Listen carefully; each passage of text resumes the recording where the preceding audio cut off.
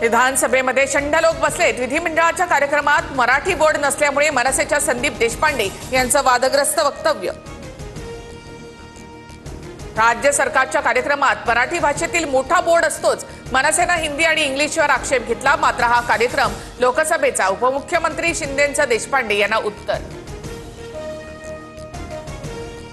संदीप देशपांडे यांच्यापेक्षा आम्हाला जास्त वाईट बोलता येतं, आमदार त्यांना जागा दाखवतील, त्यांच्यावर हक्कभंग आणतील, गुलाबराव पाटलांचा इशारा। मी कोणत्याही व्यक्तीला नाही तर वृत्तीला बोललो, कार्यक्रम केंद्राचा मात्र महाराष्ट्रात होता, हक्कभंगाच्या कारवाईला सामोरं जायला तयार, संदीप देशपांडे यांची प्रतिक्रिया।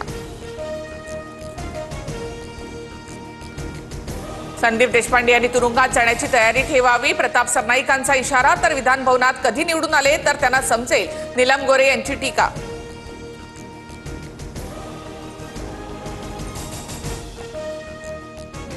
संदीप देशपांडे यांचं पद मनसेचं आणि काम भाजपचं। भाजपने देशपांडे यांच्या पत्नीला शासकीय पद दिल्यामुळे त्यांना ठाकरेंची सेना आणि मनसेची युती होऊ द्यायची नाही, शरद कोळी यांची टीका।